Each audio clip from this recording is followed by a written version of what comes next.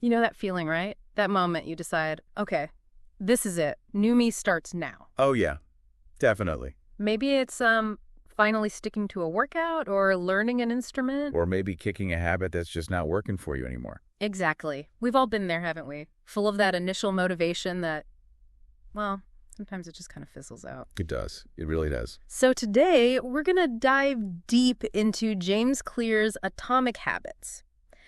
It's a book that, honestly, it really reframes how you think about making changes that actually last. It's a very popular one for a reason. Right.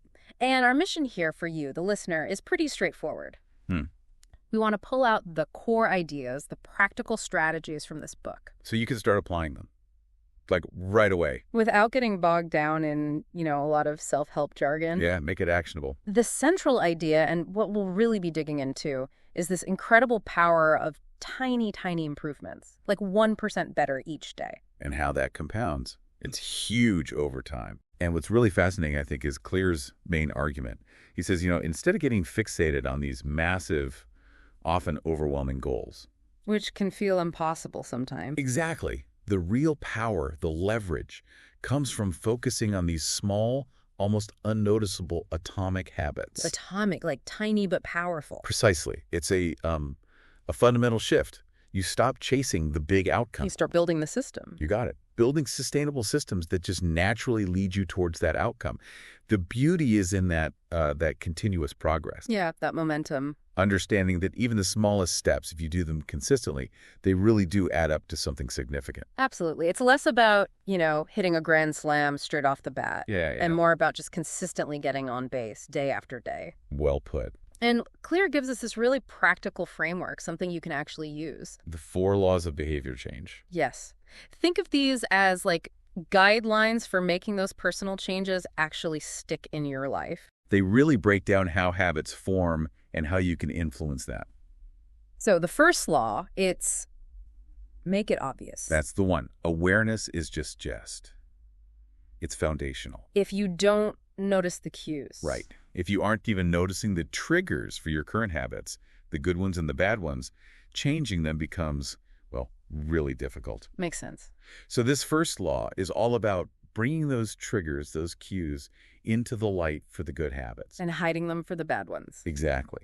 Making the cues for good habits visible and obvious, and making the cues for bad habits invisible. Okay, so how can you, our listener, actually do that? Clear talks about something called implementation intentions. Yes. Implementation intentions. Yeah. Very powerful. This is where you get really specific, right? About what you'll do, when, and where. Precisely. It takes the vagueness out of it. So instead of just thinking, I should exercise more, which is so easy to put off. Always easy to put off, yeah. An implementation intention sounds more like, I will put on my running shoes at 6:30 a.m. in my bedroom. See, that level of detail, it just cuts through the ambiguity. It creates a clearer plan. It really does. It gives your brain a specific instruction. And by defining the behavior, the time, and the location, you create this very distinct trigger for the action you want to take. It primed you for it. And there's another strategy under this first law, right? Habit stacking. Yes, habit stacking, another really effective one. This is where you link a new habit you want to build onto an existing habit. Something you already do automatically. Exactly, something that's already part of your routine. It's like creating a little chain reaction in your brain. Okay, can you give us a concrete example? How would that work? Sure. Let's say you want to drink more water. Common goal. Definitely. You could use habit stacking like this. After I finish my morning coffee, that's your existing habit, probably pretty ingrained. For many people, yes. I will immediately fill up my water bottle. That's the new habit you want to establish. Ah, okay. So you're piggybacking the new habit onto the old one. You are. By attaching that new behavior to something you already do without thinking, you make it much more obvious, easier to remember. I can see how that creates a kind of natural reminder. Okay, so law 1, make it obvious. Got it. Make the cues clear. Then law 2, it's about making them desirable, isn't it? Make it attractive. Exactly. Now we're talking motivation, craving. These are really powerful forces in shaping behavior. So the more appealing a habit seems, The stronger your desire to actually do it will be, and, crucially, the the more likely you are to stick with it long term. And this is where temptation bundling comes in. Sounds fun. It can be. Temptation bundling is pretty clever. How does it work in practice? Well, you essentially link an activity you want to do, something you enjoy. Like watching your favorite show. Yeah, or listening to a podcast. Yeah. Like this one, perhaps. Huh. You It's link okay. that with an activity you need to do, maybe something you find less appealing. Okay, give me an example. Okay, maybe you only allow yourself to listen to your favorite true crime podcast while you're doing your weekly workout on the treadmill. So you pair the reward with the effort. Precisely. Or maybe you only get to have that fancy coffee you love after you've spent 30 minutes working on that report you've been avoiding. You're essentially borrowing the appeal of the fun thing.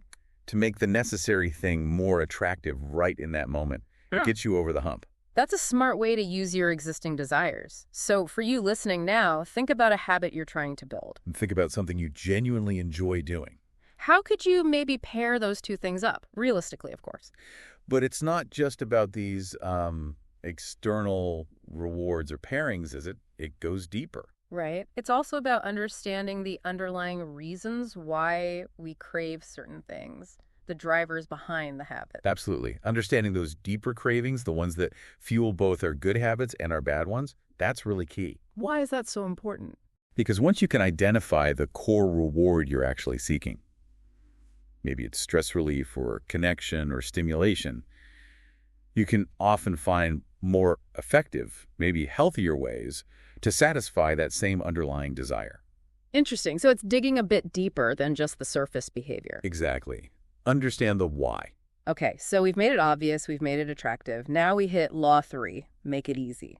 Yes. Reducing friction. This one feels really important for just getting started, overcoming that initial inertia. It absolutely is. The basic idea here is super simple. The less effort, the less friction a habit involves. The more likely you are to actually do it. We go. Yeah.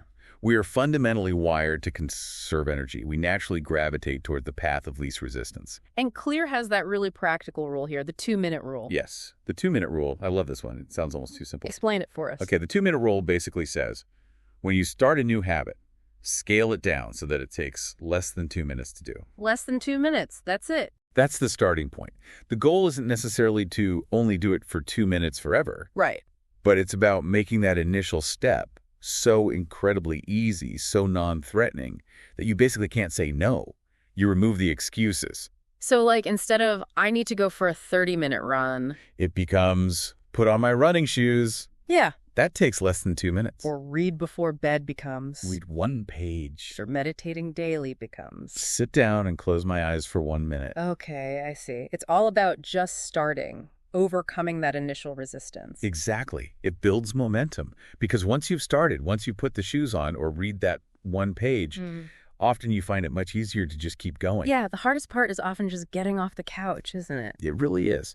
This rule lowers that activation energy needed to begin. And conversely, if we're trying to break a bad habit, the idea is to make it harder to do. Increase the friction. You got it. Flip the script. If you want to cut down on mindless snacking. Don't keep the junk food in the house. Exactly. Make it inconvenient. If you're trying to reduce screen time before bed. Maybe leave your phone charging in another room. Perfect example. By deliberately designing your environment, optimizing it to make good habits easier and bad habits harder. You're stacking the deck in your favor. Significantly increasing your chances of success, yes. Remove the friction for good habits, add friction for bad ones. Makes total sense. Okay, that brings us to the final law. Law 4. Make it satisfying. Yes. The payoff. Yeah. This is where reinforcement comes in. Immediate feedback. Why is that immediate part so important? Because our brains are wired to repeat behaviors that bring immediate pleasure or satisfaction. It's a fundamental learning mechanism. Behaviors that are immediately rewarded get repeated. And this is where tracking your progress comes in handy. Very much so. Habit trackers, for instance. They offer this visual evidence of your consistency. Like putting an X on the calendar each day you do the habit. Exactly that. Seeing that chain grow, not wanting to break the chain. It provides this really tangible sense of accomplishment. It feels good. It's satisfying. I can definitely see how that visual reinforcement would be motivating. There's something really, satisfying about seeing that progress laid out. Absolutely. It's tangible proof of your commitment. And it reinforces the identity you're trying to build, which we'll get to. And it's not just tracking, right? It's also about celebrating the small wins. Definitely. Acknowledging and maybe even giving yourself a small, healthy reward for sticking to your habit strengthens that positive feedback loop, makes the whole process more enjoyable. And for breaking bad habits, how do you make them unsatisfying? Well, you can try to introduce an immediate cost, maybe an accountability partner you have to report to. Or even like a swear jar concept, but for skipping a good habit or doing a bad one? Something like that. Having some kind of immediate consequence can work, though Clear does emphasize that focusing on making the good habit satisfying tends to be more sustainable long-term than relying purely on punishment for bad ones. Okay, good point. Positive reinforcement is generally stickier. Generally, yes. So just to quickly recap those 4 laws for everyone listening. Make it obvious, make it attractive, make it easy, and make it satisfying. A really clear, practical framework. Super actionable. But Atomic Habits goes a bit deeper too, doesn't it? It talks about something really fundamental, the power of identity. Yes, and this, for me, is where the book becomes truly transformative. Yeah. It elevates it beyond just tips and tricks. How so? Clear argues that real, lasting habit change isn't just about the specific actions you take, like going to the gym or eating salad. It's deeply connected to who you believe yourself to be. Your self-image. Exactly. It's about shifting your focus from just achieving an outcome like, I want to lose 20 pounds, to cultivating habits that reinforce your desired identity. So instead of just aiming to lose weight, it's more like identifying as, I am a healthy person. Precisely. Or instead of, I want to write a novel, it's, I am a writer. And how does that shift actually help change behavior? Because every time you perform a habit that aligns with that identity, every time the healthy person chooses the stairs or the writer sits down and writes even just one paragraph. It's like casting a vote. That's exactly the analogy Clear uses. Each small action is a vote for the type of person you want to become. And over time, those votes add up. They add up. They gradually shape your self-perception. You start to believe it. You're not just trying to reach a goal anymore. You're actually embodying a new way of being. The focus shifts from the outcome to the person. Wow, okay. That feels like a much more powerful, maybe more intrinsic source of motivation. It really is. It's less fragile than just chasing an external result. It becomes about who you are. It's internal. Now, we all know that this journey, building new habits, breaking old ones, it's not always smooth sailing, is it? Not at all. Setbacks happen. Plateaus happen. What does Atomic Habits offer for navigating those inevitable bumps in the road? Well, Clear definitely acknowledges that hitting plateaus is just a normal part of the process. Progress isn't always linear. It's easy to get discouraged then. It is. And he brings up what he calls the cardinal rule of behavior change. Which is? What is immediately rewarded is repeated. What is immediately punished is avoided. Ah, connects back to the 4th law. Exactly. And this helps explain why sometimes even good habits with long-term benefits, can be hard to stick with if the immediate reward isn't obvious or satisfying. The long-term payoff feels distant. So you need to find ways to make it satisfying now. Right. But crucially, he also stresses the importance of just getting back on track quickly after you slip up. Don't let one missed workout derail the whole week. Precisely. Consistency over perfection. That's the real key. Missing a day, missing 2 days.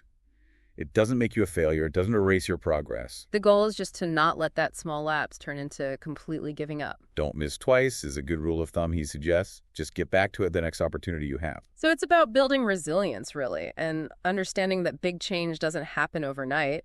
No, it's the accumulation of all those small, consistent gains, those atomic habits adding up over weeks, months, years. It's definitely a marathon, not a sprint.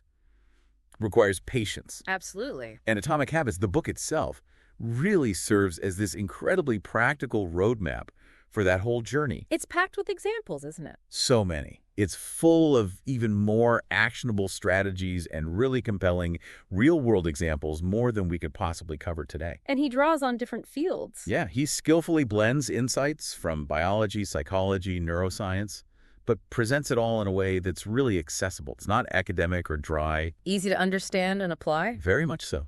Anyone can pick it up and find something useful. And ultimately, it really empowers you, doesn't it? You, our listener. It encourages you to become an active participant in shaping your own habits. Totally. It's about experimenting with these principles, reflecting on what works best for you. It's not some rigid one-size-fits-all formula. Not at all. It's more like a flexible toolkit. You pick the tools that fit your situation, your goals, your personality. You tailor it. Become your own habit architect. Exactly.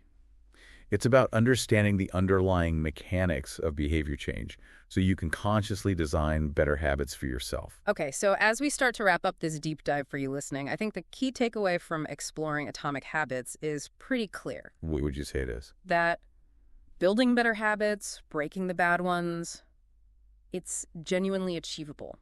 It's within your reach. It really is. It often feels daunting, but it doesn't have to be. And the path there involves focusing on those small incremental changes, those atomic habits we talked about, Tiny gains. and thoughtfully applying those 4 laws of behavior change. Make it obvious. Make it attractive. And it easy. And make it satisfying. We really hope this discussion has given you a clear, actionable shortcut to understanding these core ideas without you feeling overwhelmed by it all. And remember that deeper layer too, the connection between habits and identity. Crucial point. Focus on cultivating habits that reinforce the kind of person you aspire to be. Make every small win, every tiny action, a conscious vote for that identity. Building that person one habit at a time. So here's a final thought, something for you to really mull over. Think about the absolute smallest habit you could realistically implement, like today, right now. Something tiny. That aligns with the person you genuinely want to become. What single, maybe 2-minute action could you take immediately after listening to this? A concrete first step. To start actively building that new identity. Don't just, let the thought drift away. Take the action. Yeah. Take that tiny first step now.